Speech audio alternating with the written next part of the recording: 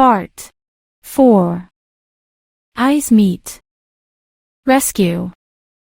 50. First meeting. Mons and Ronnie, downtown. For a long time, strong and daily drinking has meant that Ronnie has only become increasingly turned off and blunted. His light has burned out. Any spark of life with joy does not want to light up again. Actually, it feels like he's already dead. But something strange is happening now as he steps out on the stairs to the law firm's entrance. He sees a crying, black, young man walking on the street, towards him. His cheeks are shiny with tears. All of Ronnie's thoughts stop, and he just looks at this man, who may be at the age of 16. He is so beautiful, has such a nice style, and is completely everyday wear, light green jacket, blue jeans, and white sneakers. Actually, he looks like most boys his age. But this boy is still something special. Except for the crying and his very black complexion. Yes, he is black as his own shadow. But it's like he carries a light that he spreads around him, perhaps completely unknowingly. And now this light reaches Ronnie too. At this moment, he is in love. Though not sexually, but only emotionally. And a storm of curious questions sets in his head. This boy carries a story. Certainly a very interesting and exciting, with perhaps a huge loss of life. Or something similar. He is absolutely sure about that. And it tingles enormously in the stomach. The boy clearly looks African, with his black and frizzy hair. His dark brown eyes are big and hugely beautiful. It shines from both his eye whites and chalky white teeth. And he is tall, taller than Ronnie, who is 175 centimeters. This man is probably closer to 190. Though Ronnie looks at this boy, he is wearing worn clothes. And the dirty shoes have probably once been white. This moment feels absolutely magical. He has never known anything like it before.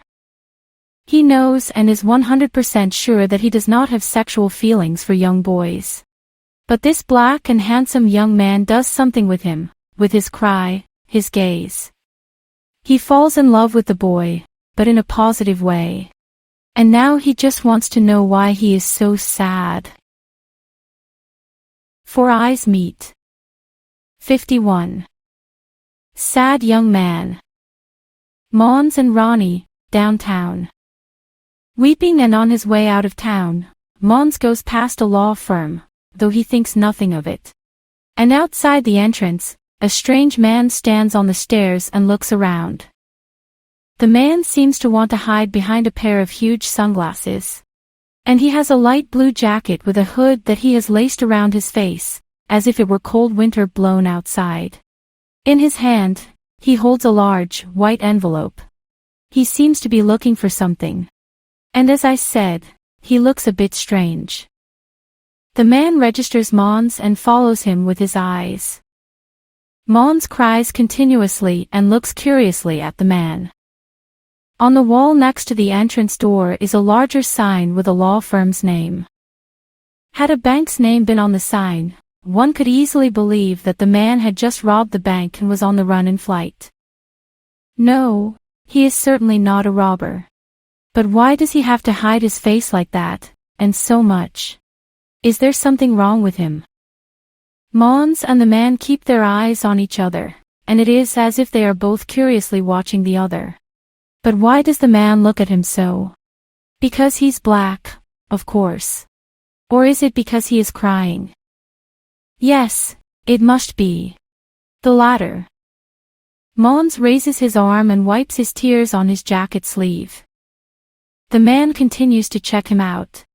And he checks in on the man. They have eyes on each other all the time.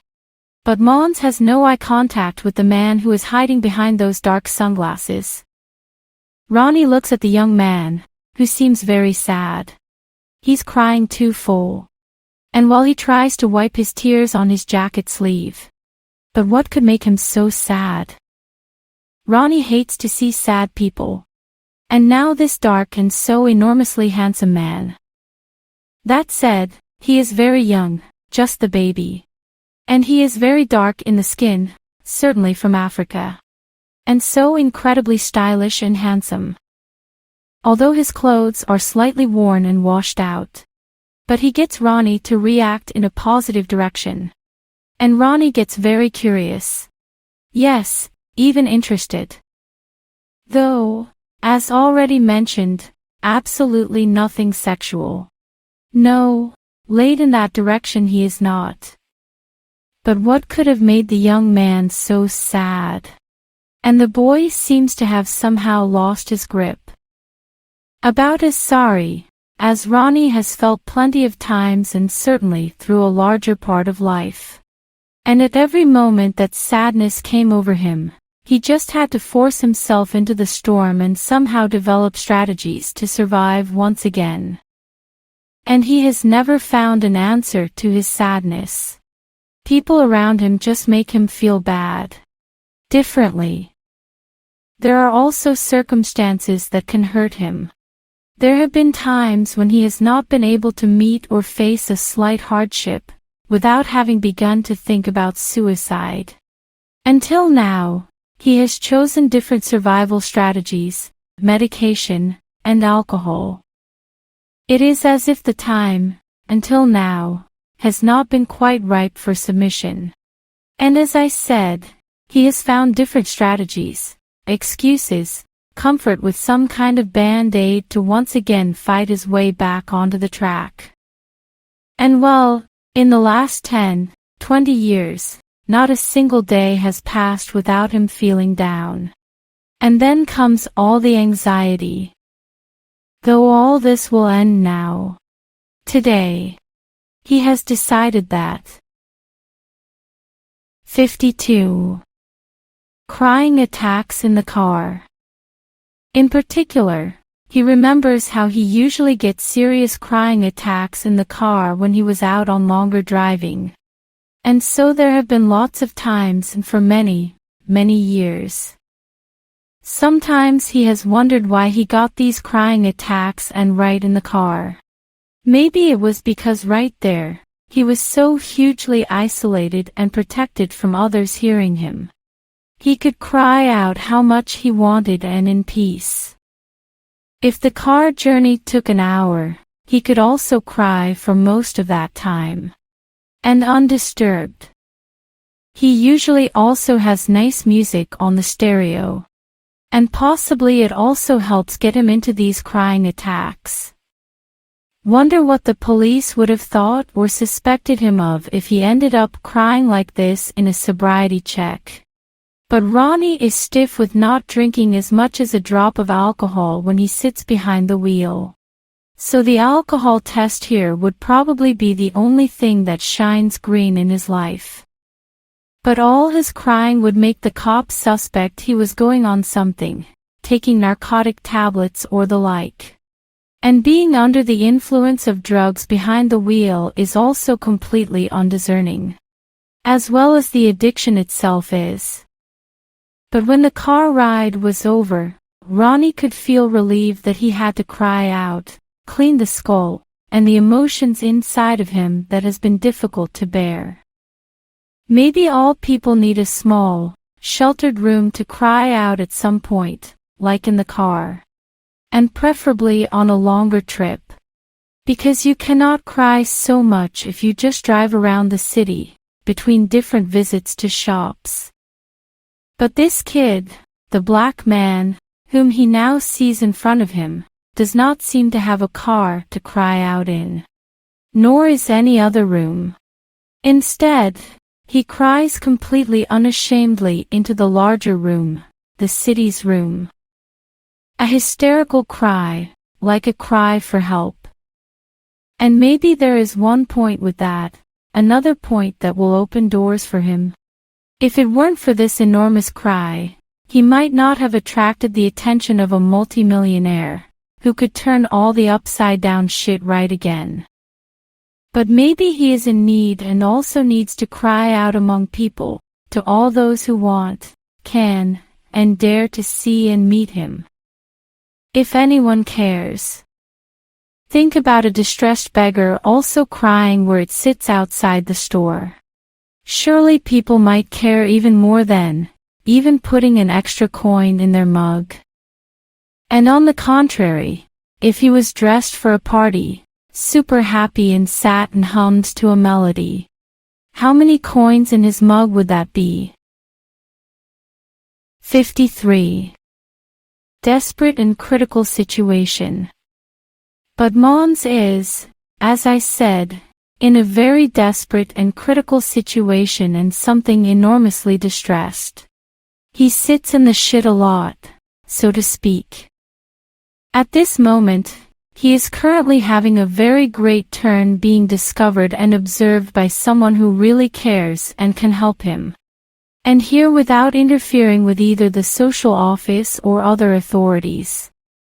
Ronnie, who is very wealthy and has just bequeathed 75 million kronor. Is there anyone who can help with bills for a few monthly rents and electricity bills? So is he. And Ronnie, who was on his way home to drink his whiskey and eat his tablets, and lay down for the eternal rest on the comfy sofa. And now he comes, young and black, in his way and like mentally pushing his stupid idea and plan to go home and submit. No, now he gets something new to think about that can make him focus. He will be this light that will come on for Mons. And likewise, Mons has already become a lit candle for Ronnie. They give each other something new and wonderful to live for, a new meaning. Though possibly this black man's big problem with despair is not enough to help Ronnie away from his deep depressions with wavering desire for life. But maybe this young man can at least help Ronnie away from the suicidal thoughts for a day or so. It is possible that Mons may have raised enough curiosity and interest in Ronnie. This is to get Ronnie to help him. Ronnie can help him out of all financial misery, and before he pours himself, his whiskey and tablets. Something big going on. 54. Growing curiosity. Mons and Ronnie, downtown. Ronnie continues to look curiously at this desperately sad man. How long has he been crying, and where does he come from now? Has anyone said or done something to him that has made him so sad? Mons turns away from Ronnie and walks past him. But Ronnie continues to check him out. And he starts to follow him, but only a little discreetly and at a proper distance. He does not want to be revealed that he is following him. And his interest in him is largely about why he is so desperately sad. And the consequence of this is what the boy is on his way and with his sadness. Maybe home, or to some friend. Here one might think, why doesn't Ronnie just go up to him, introduce himself, and ask what has happened, what has gotten him so sad? But it feels like an impossibility for Ronnie, who does not want to be recognized, when he has become timid of people, and he does not intend to initiate any new contact. After all, he has just been and helped to write a testament. And mentally, he is moving away from this world. That's why he wears oversized sunglasses and tightens the hood on his face. If he didn't hide his face, only people in town would recognize him, come forward, and want to talk. And then he would have to show off, maybe a smile of well-being. Surely he would also be able to answer lots of questions, about his life, and about upcoming books. And get to write a lot of tough autographs. And set up a bunch of selfies. No, he can't handle any of this now. And he has not been able to do that during the past 6 months.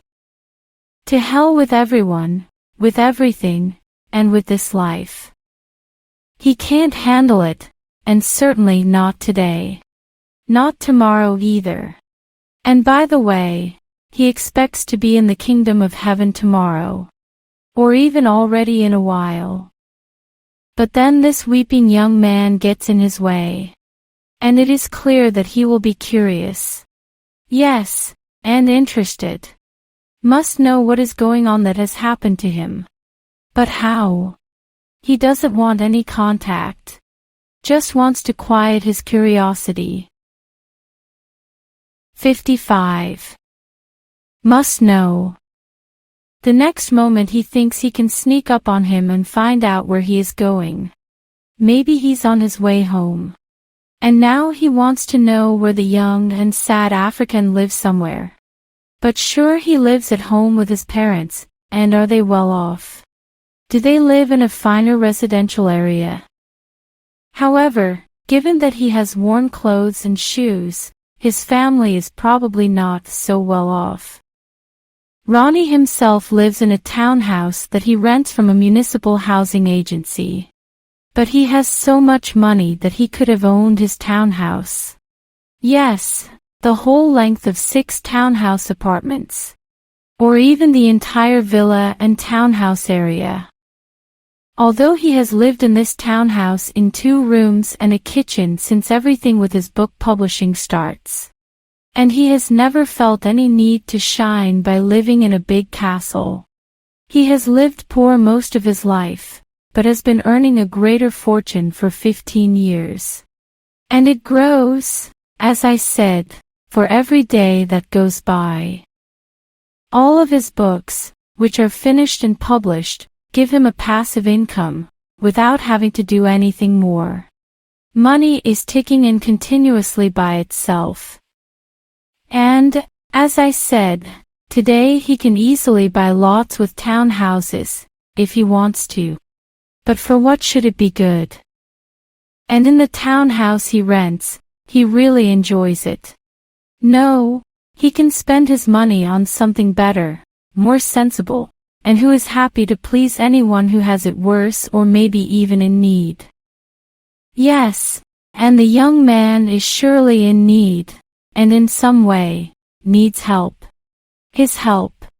Besides, he has worn clothes, but he still looks very fresh. 56. Follows the boy. The look follows the back of the kid who disappears. Ronnie feels he just has to follow him. He doesn't know if he can ask him why he is so sad. But he can at least follow him and then see where this is going. And why is he so sad? The kid walks towards a park, walks into the park, and sits on a bench. He sinks with his body and leans his face to his knees, and just continues to cry. Ronnie wants to approach him and ask what has happened, and what has made him so sad. But this can embarrass the boy.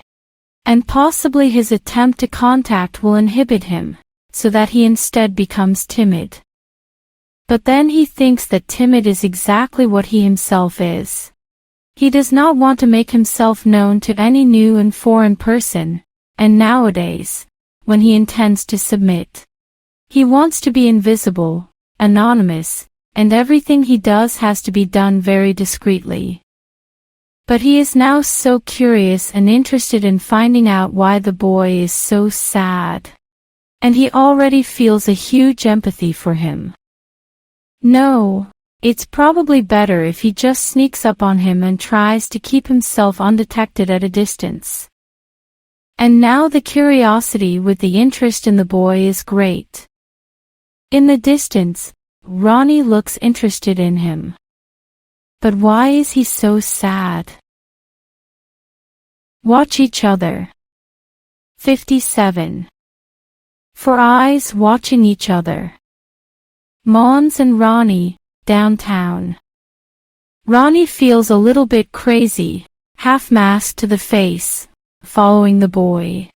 He has absolutely no sexual desire for him, but only wants to study him, as if he were anyone. And this young man is really just the child. No, this handsome gentleman is someone you only encounter, for a very brief moment, and who then disappears just as quickly, so that you may never be seen again. A very anonymous, barely noticeable meeting, thus. And of course, it's just this thing about the boy being so sad, which kind of does everything, makes him both curious and interested in finding out more. Little does he feel like a reverse stalker. Maybe it should be the boy who chooses to follow him. He is both rich and famous. However, the young man does not know anything about this. But really, he should just drop this. It is not his responsibility or the matter to find out how it is for the boy. It would be different if he were injured on the ground. Then Ronnie would have had to call an ambulance. Although no such is needed now. No, he probably just needs to stop caring, as he does, and go home. Although, perhaps one would wish that this moment could have been a little longer. For Ronnie can't stop looking at him. It is a little difficult to know what most catches his attention. A crying, black, and very handsome boy. Or vice versa. A boy who is good-looking, black, and very sad. Is it how he looks, or how he seems to feel, that has the biggest impact on Ronnie? But it can be both, and so black and so sad can mean he has been subjected to a hate crime. Possibly it is this combination that makes everything bigger and has even more effect on Ronnie. Not only does he hate seeing sad people, but he also hates racists. The boy throws back a small look. And he smiles weakly, as if thanking him for a compliment. However, Ronnie has done nothing special, other than just looking a little carefully, but also intensely at him. His little look at him will possibly be a bit more than what a normal look usually becomes, but that does not capture his thoughts. The boy stops and looks back at Ronnie. It gets so intense that it looks like he will soon, in the next moment, ask him, why is he looking at him, and if they know each other. But the boy doesn't ask a question, but just keeps walking. And soon, he turns in and out of a 3-story residential building with rental apartments. Ronnie thinks it's probably where he lives. He decides to look for the staircase the boy steps into, before returning home to finish it all. Takes his life. The boy can certainly get comfort there at home. As I said, he is very young and probably has a mother, a family there at home waiting. Who cares lovingly? Or will Ronnie return to downtown and have a last cup of coffee? No, it can do the same. 58. Continue to follow his plan. After the boy comes home to him, Ronnie can only go home and do what he has thought and planned. But the boy does not enter any staircase, but continues through the yard and out the other side. And Ronnie follows. The boy walks on a bicycle and walkway, between a school and a sports field, on a bridge over a river, and further between lawns and towards another residential area with several yards. And now he sits on a park bench next to the walkway. Maybe it's only 20 meters between them. Ronnie thinking about what to do now. Should he turn around, pretend he forgot something to do inside the town? Or cut across the lawn, to the side, and pretend he is taking a shortcut? It may then appear that he lives there, in one of the houses. Or he just goes straight past the boy. He chooses it later. And he studies him discreetly as he passes him, thinking he can walk slowly and then let the boy go past him. 59. Very sad. As he passes, he looks at him discreetly and interestedly. The boy sits down with his head and upper body leaning forward over his knees. And he is still crying. How much is this man going to cry? Ronnie thinks. Something terrible must have happened. But does he have no one to seek help and comfort from? Family, pals, friends. Ronnie wants to stop, sit next to him, and ask what has happened. If he needs help, or just someone to talk to right now. But then he will run the risk of revealing himself to him. And then his whole plan breaks down to disappear. He can't start a new contact today and with someone whose life seems to have collapsed. It would be both irresponsible and ruthless. Should the boy then continue his life in pity with another pity in his backpack? This, with Ronnie disappearing from his life just as quickly. No, that does not work. He cannot stop but must continue along the walkway. But when he has walked a short distance, maybe 20 meters, he finds that the boy chooses to sit on the bench. And now the next worries are expected. A tricky one. Will this increase their distance from each other so that they soon lose each other? Or maybe he is losing him. And in a while, half an hour or so, will the boy be less sad then? Though he will not know anything about it. And the chance of this is increasingly blurred with every step forward he takes. But then he thinks that this is perhaps a sickening turn of events, what he is doing. No, he is neither mentally ill nor otherwise mad. Maybe just a stalker, and a reverse one. And he continues to move forward as if nothing has happened. When he is maybe 50 meters in front of the boy, he turns and looks. And the boy remains. Ronnie goes 20 meters and automatically disappears around the corner of a house. Now he no longer sees the boy, if he turns around. But he goes a little further and tries to shut down.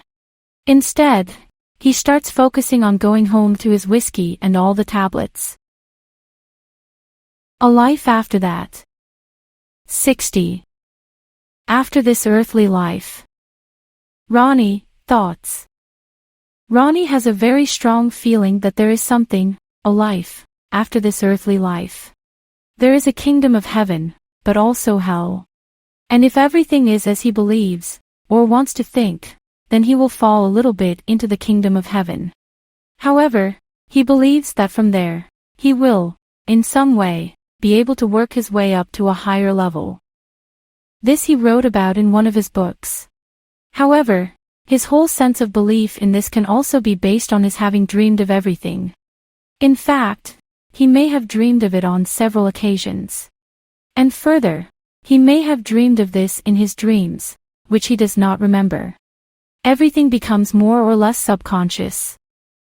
And in another book, he writes that you dream dreams and nightmares because the brain needs to process things and events that you have experienced. Sometimes the brain does not know what to remember, what to save in memory, and what needs to be scrapped and thrown in the trash. And all of those dreams and nightmares are there to help the brain sort through everything that has happened. Although he knows it is entirely wrong to submit, he feels he has no other option. He simply can't cope with anything else, any other way. Sure, he can write a few more books, and maybe make some happy, get even richer, give away the money, become several years older. But for what is all that good? He has made his journey now and feels strongly about just moving on. And he thinks, do you always have to stay there until the party is over? Do you always have to leave with the last guests? Or can you just go, leave everything earlier? When you want. Maybe you have a bus, a train, a flight to catch. Or a pair of white wings waiting. No, Ronnie simply shit in everything. He's going home, and then moving on. And he intends to decide this on his own. No one will be able to stop him. Because nobody knows. Something terrible going on. 61. Turn in the mind. Mons and Ronnie, train rails. But when he has passed a yard with some houses he changes. He obviously wants to know if the boy lives here in the area. Why doesn't he think of that idea before?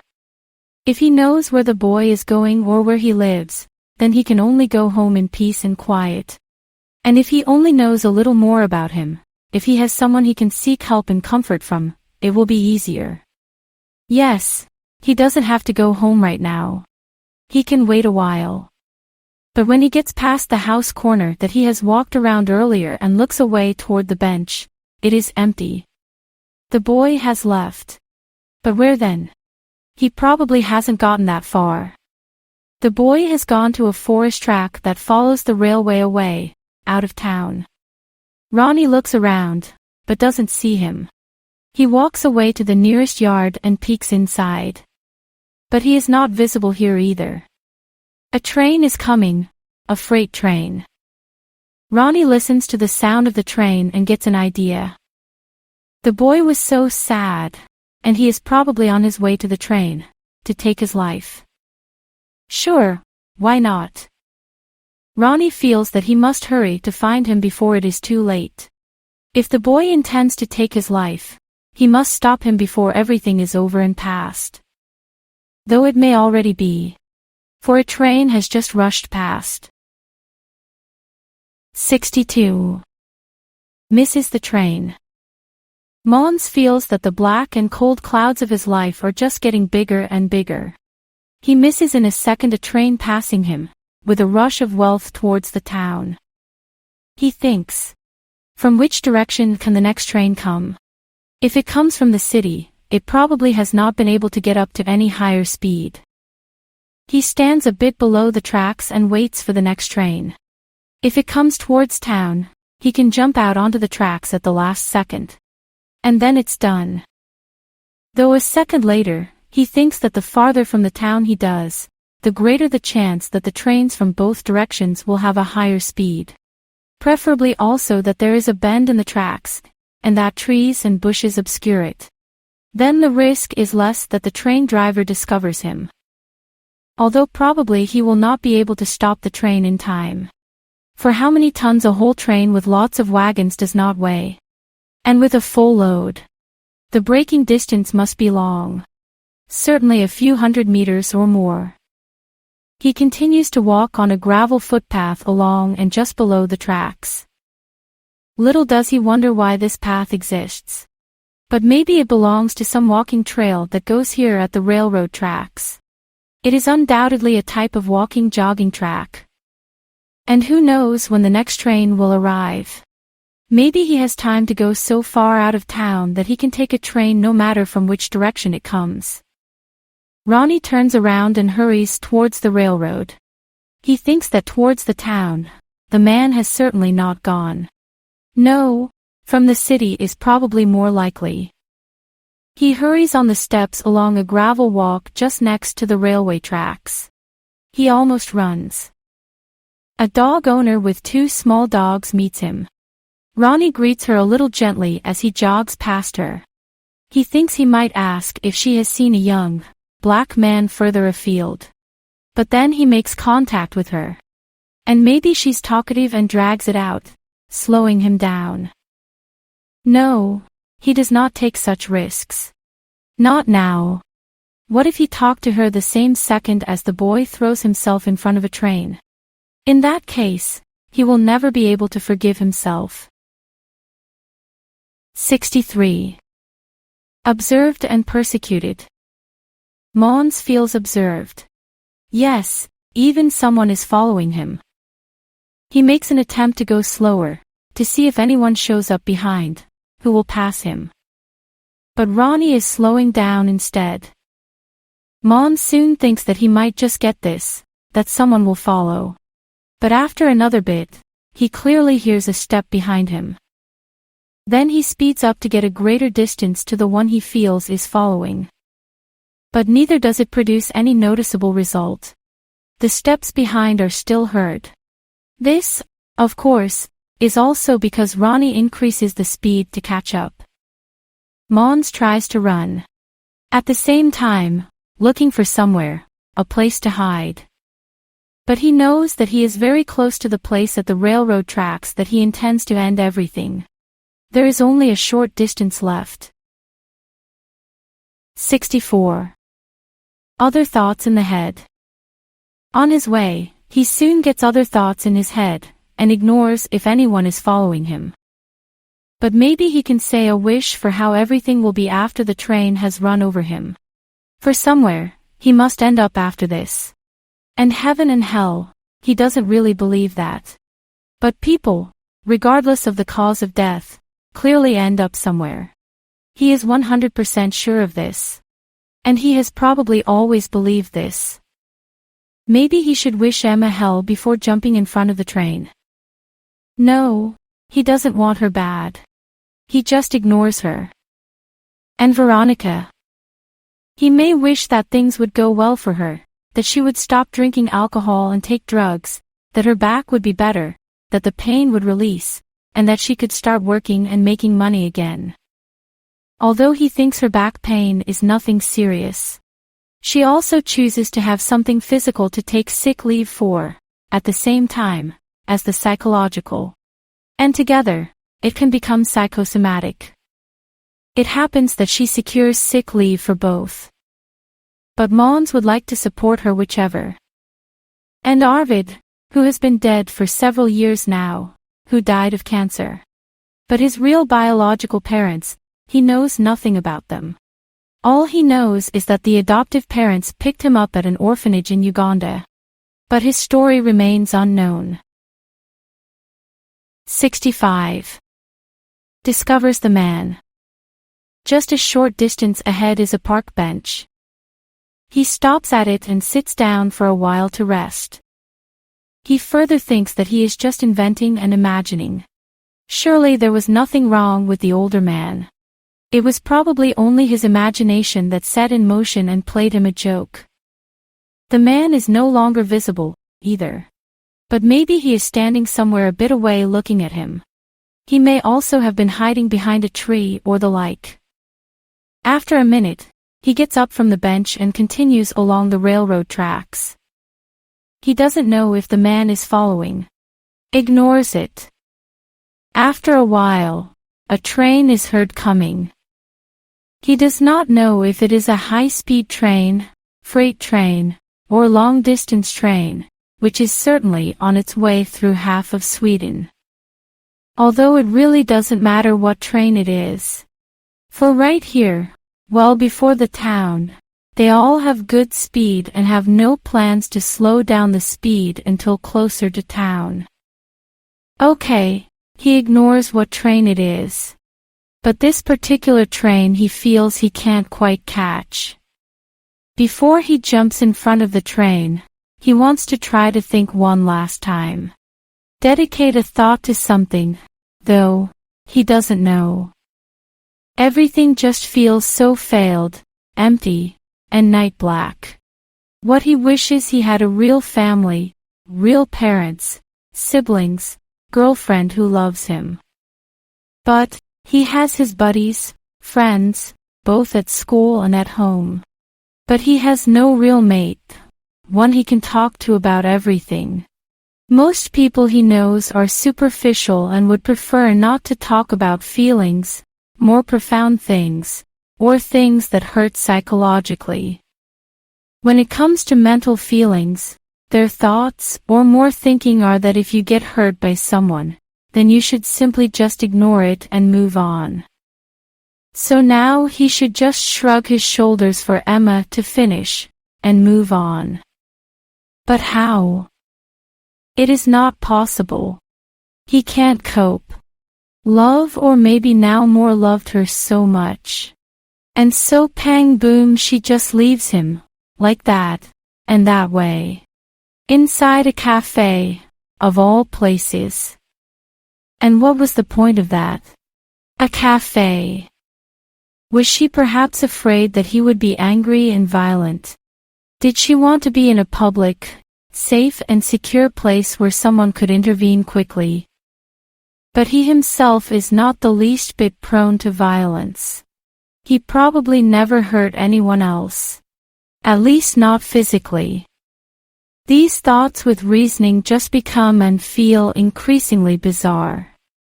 Instead, he tries to think of something positive. But there is nothing positive to think about right now. Maybe just one person, one only, whom he knows loves him a lot and has always done so. And she has never been either stupid or in any way let him down.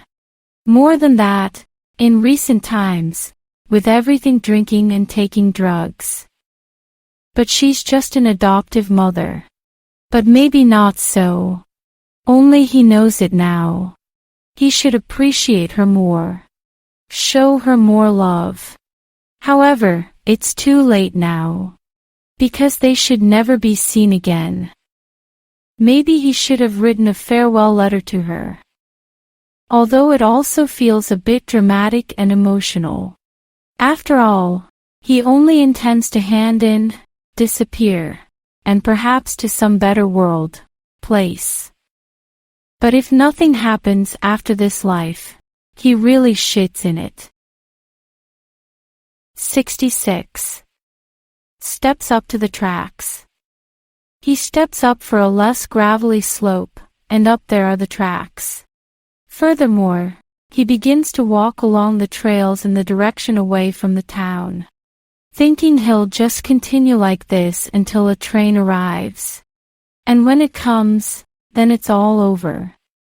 He also thinks that trains from the city probably do not have that high speed. But those who come into the city have guaranteed a speed that will not allow them to stay on time.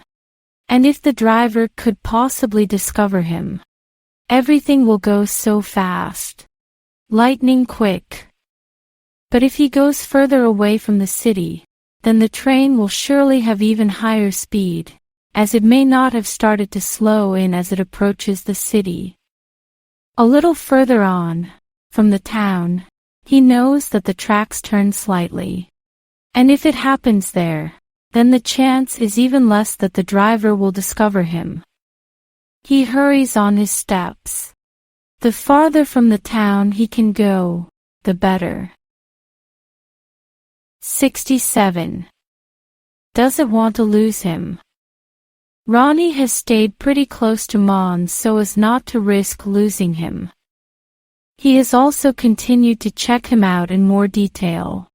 This man is so young, black, tall, and good-looking, but very sad. And for what? There are many questions. And finding answers to them is difficult. He will not go any further than this unless he dares to take a step closer to him, mentally. Maybe he needs to take the step of asking why he is so sad. He who would go straight home, pour in him a lot of whiskey and tablets, and then disappear. But now, instead, he follows, like a stalker, after this boy. And he is curious, but also interested in learning more. Maybe he can help him. But then it has to be very discreet. And he does not want to get his identity cleared. But with these sunglasses and a tight-fitting hood in front of his face, it's hard to recognize him. In the next moment, he is wondering why the young man goes up the rails. And of course, it may be as he has already thought, that the boy may be about to hurt himself. What if he also plans to submit? Why else would he walk on the rails? In the next second, he gets a spontaneous jerk and calls to the young man. Hey! What are you doing? It is dangerous to walk on the rails. But Mons doesn't answer him. Ronnie walks up the rails with quick steps and rushes to catch him. But Mons does not want any contact with the older man and hurries along with the steps. It's dangerous, Ronnie says again. You have to get out of there. Mons doesn't respond, but starts running. Ronnie thinks that the boy may not speak Swedish. He may be here in Sweden on a temporary visit, and speak in some African language. But maybe he knows English. Confronts. 68. Walks on the rails. Mons and Ronnie, train rails. What are you doing? Why are you going up the rails? Why do you follow me? Says Mons and continues to walk along the rails. Yes, so you can Swedish. But why shouldn't I be able to? I'm almost born here. You're so dark, black. I thought you were African. Mons stops and turns to face Ronnie. Ronnie also stops. Are you another such racist? What the racist? I'm not a racist. Why do you say that? They become silent for a few seconds. Mons continues to go. Then Ronnie continues. You are black, hugely black, if I may say so. But you are also very good-looking. Thanks. Okay, I believe you. I am adopted from Uganda. I was only 1 year old when I came to my adoptive parents. Yes, you sound like a real Swedish when you talk. Thanks. I know nothing about my family in Uganda. I was picked up from an orphanage. And 3 years ago, my adoptive father, Arvid, died of cancer. He got a tumor in the brain. How sad. Yes, and it was over in a few months only. It's too awful. I really regret your grief, your sadness, your adoptive mother's, and yours. Mons hurries on the steps slightly. Ronnie once again asks him to step off the tracks. But without any response. Ronnie thinks that he will not reach the boy and push him off the tracks when a train arrives. So what does he do? It doesn't seem possible to talk him to the right. Can't you just get off the tracks, then we can talk more? But Mons doesn't answer him. They become silent for a second. Mons changes the topic and says, Why do you have big sunglasses and a tight-fitting hood that covers almost your entire face? It doesn't blow anything now. Ronnie has to make do with a lie. I have huge rashes on my chin and cheeks that I want to hide. It looks a little nasty. How sad. But the big and dark sunglasses then? It's not even sunshine today. Ronnie needs to make another lie. I also have problems with my eyes. They do not tolerate daylight so well. Okay. What's your name? Mons. And you? Ronnie thinks briefly. Sven. Ronnie asks why Mons was so sad earlier. That was what got him so curious, that made him interested and want to follow him. Although in ordinary cases, he would certainly not do this. But with him, it was something completely different. And somehow, he thinks of a black, vulnerable boy who has happened to something horrible. Maybe racists. And this really didn't feel good. Mons thanks for his concern for him. And he was and still is very sad. However, he has not encountered any racists. He usually does not. Nothing that is serious in that case. What good, and nice to hear. I hate racism and racists. 69.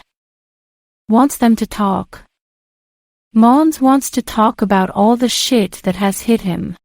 And Ronnie wants to try to answer him, support and help him with similar things.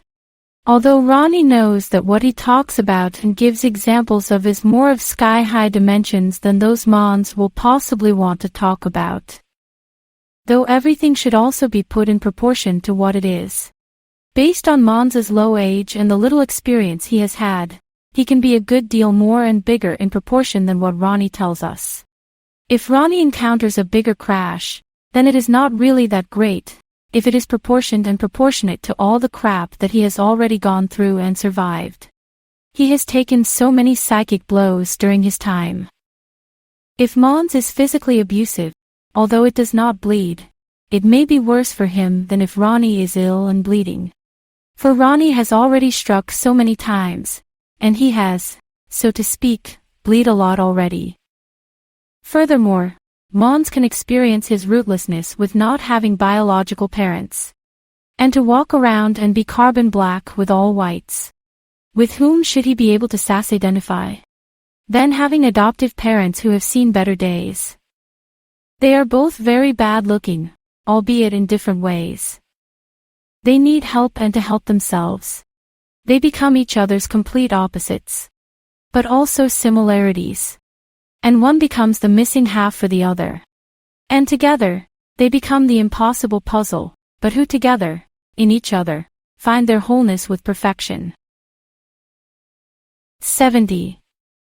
Nothing more to live for. Mons tells about Emma and that she has ended. Then about Veronica, who has lost her joy of life since Arvid passed away. Everything, his whole life, feels like it's been crashing. Everything has gone straight to the forest. And there is nothing more to live for in life. Ronnie asks if it is because of all this that he chooses to walk on the railroad tracks. Mons agrees and starts walking along the tracks again, away from town. Ronnie follows. But are you going to end your life already? After all, you are not that old and have your whole life with opportunities ahead of you. You must not give up so easily. 15. I have started in the 9th year of high school.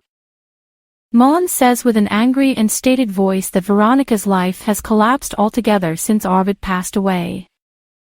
Ronnie asks him to step away from the tracks so they can talk about it more in peace and quiet. But Mons does not answer, but just keeps moving forward on the tracks at a brisk pace. Ronnie says he might be able to help him. If he needs the help of an adult. Then maybe he can help him financially, if needed. Yes, thank you, says Mons. It is only necessary that there be 20,000-30,000 kronor to cover all unpaid bills we have. But I have money. I can pay for them. I'll help you, you guys. 71. Tells more about his problems.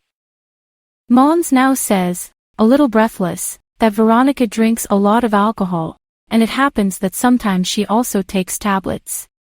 And he thinks it's drugs. Those that will make you happy. But this is probably because she is still so sad that Arvid has passed away. And she doesn't seem to want to finish grieving at any point. That takes time. Are there any tablets she is taking, antidepressants or sleep problems? No, not these. Although she eats tablets for her depression and sleep problems as well. Then she stuffs a lot into herself, poor one, which she probably shouldn't. And this is because she is feeling very bad? Mons nods. They have had the power turned off due to unpaid bills. And in 2 weeks, they will also be evicted from the apartment. Ronnie continues to try to comfort and calm. And all in the hope that he will want to step away from the tracks as soon as possible. You seem to be a really sensible, young man. You understand how everything with your mom and dad has gone awry, and now you know what it takes to get everything done. Mostly it's about not getting evicted from the apartment and getting the power back on. Mons lifts a hand up in the air and waves in response. There will be little of, bingo. You guessed it. And Ronnie continues. You say that your adoptive father is dead and your mother has been derailed for a long time.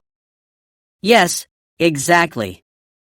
But you, even though you are only 15 years, it is time for you to take over, become the man in the house, so to speak, and take over the helm.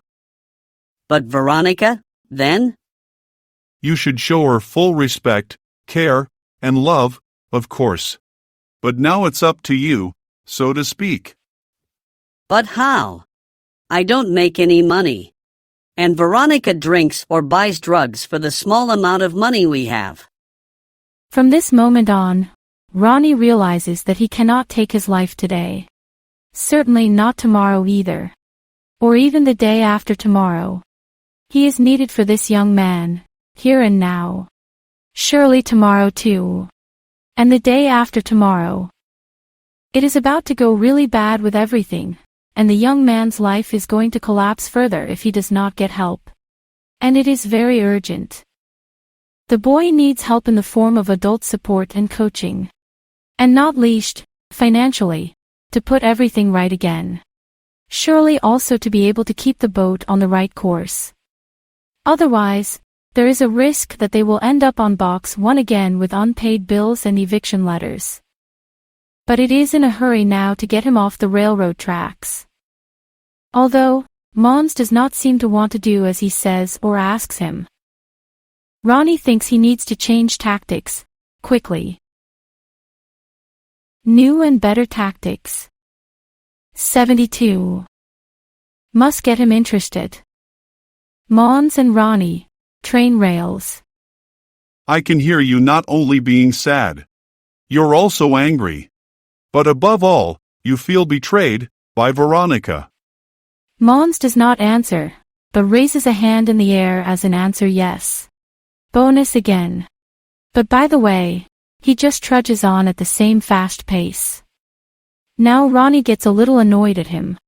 He thinks if it's a crime just to lift him off the rails. No, of course not.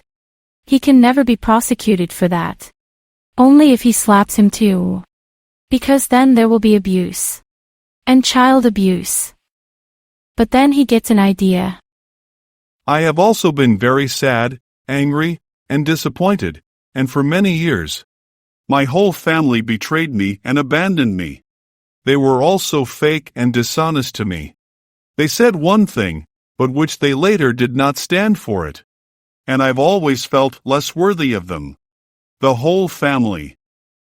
Now Mons stops, turns around, and says, What a shame. What idiots. But what exactly do you mean? Can you give an example? Often when we met, they said how much they like me, that we should hear from each other more often, and that they regretted not being with me and visiting more often. Yeah. And my parents were the worst in this regard. What a shame. When I was a youth, I moved to another place more than 10 miles away.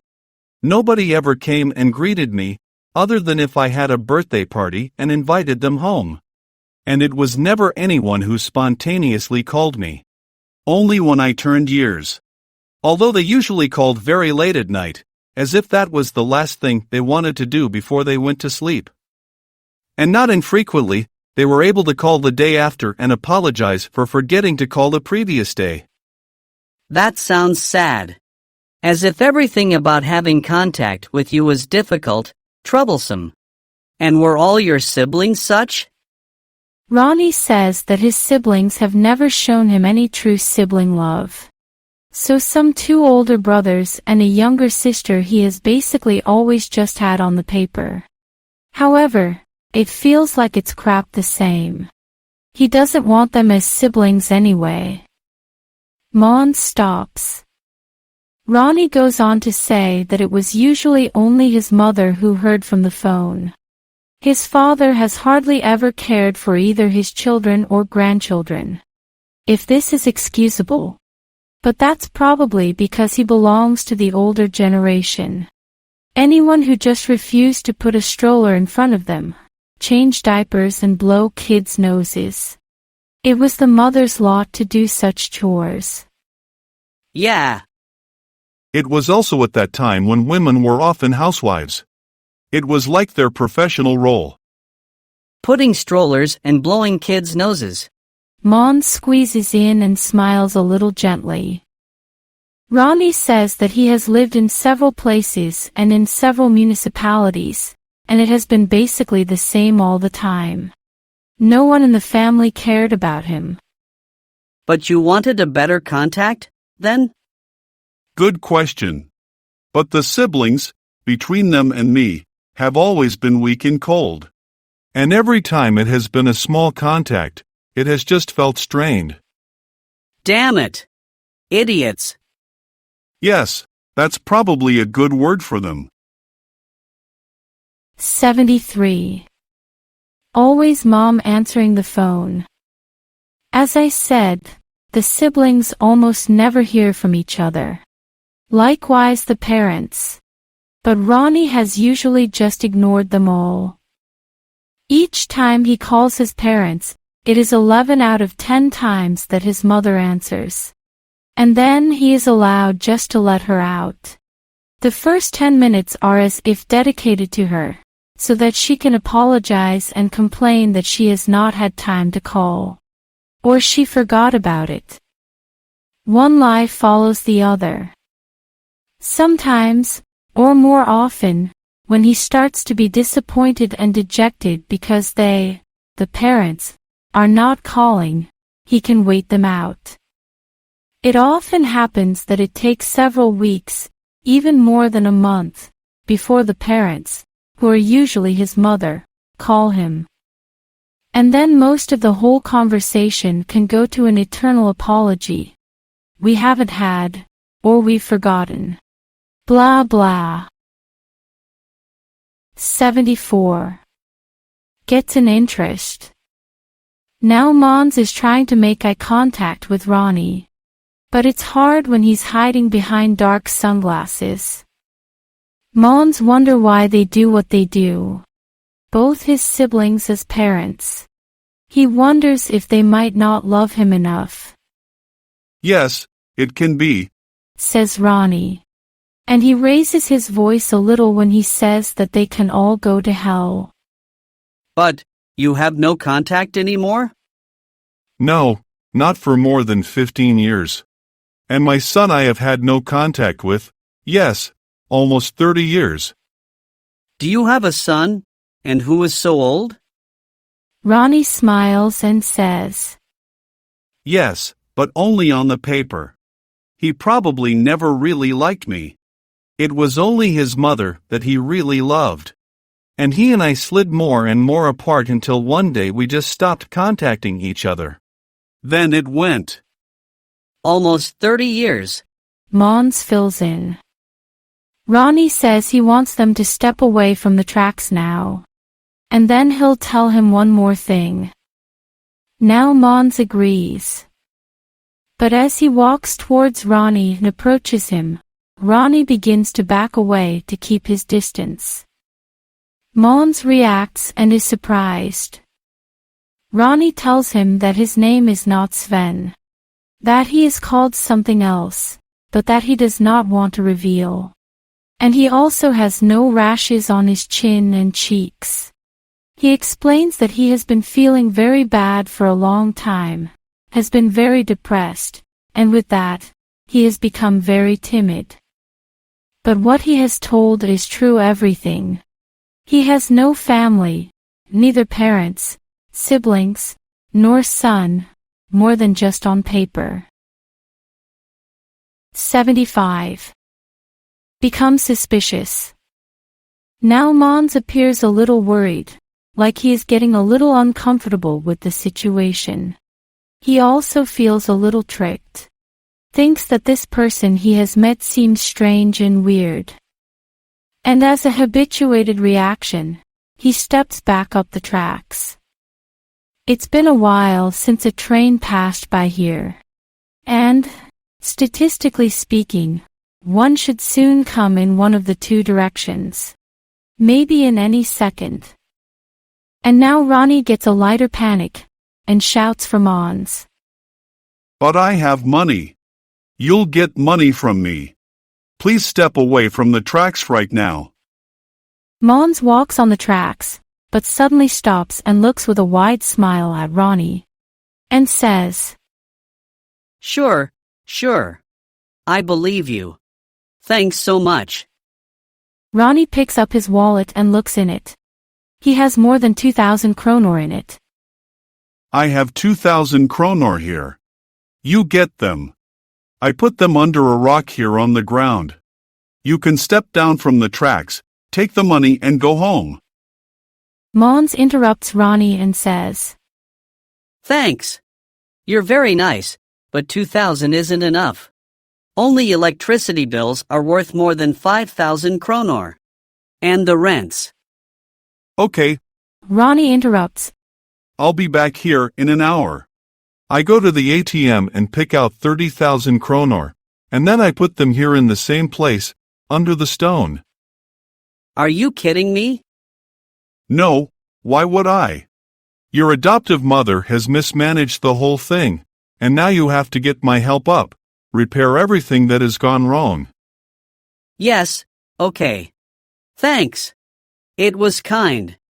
And then you're gay. But what has that got to do with the thing? You want sex with me? But hey, what are you saying? Of course, I don't want to. I like to be with men, not children. Okay, I believe you. Sorry. But you have to promise me that you will not give Veronica a tiny penny, because then she might go and drink, take drugs, and kill herself. Yes. She can't handle this money. Is that clear? Yes, I understand. And I agree with you. But do you have money for this? I mean, do you really want to? Yes, of course. And I have lots of money. You'll get more from me later. But right now, it is the electricity bills and rents that have to be paid. And it has to happen lightning fast. But where should I pay them? Which bank do you have? I don't know. Ronnie thinks for 190, so that his brain is volting in his head. He is dealing with a young man who is really sharp in the head. But he is kind, despairing, and like someone a couple, Emma and Veronica, have made very sad. In addition, he is undoubtedly suicidal. Or this is just a whim that he gets today and because someone, his girlfriend Emma, has made him, so deep in the soul sad. Awake and sharpened. 76. Gets both tough and cheeky. Mons and Ronnie, train rails. But hey! Who are you? Then who wants to do all this for me? And you hardly even want to show your face.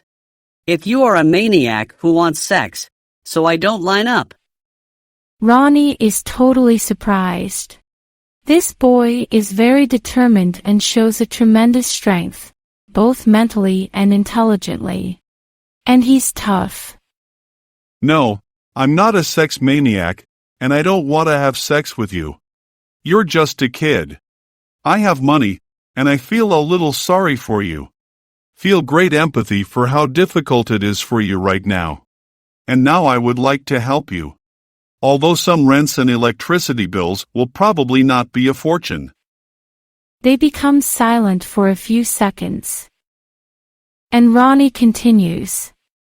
But I don't want any contact, I don't want you to know who I am. And you don't have to know it either. It is not illegal to want to help someone.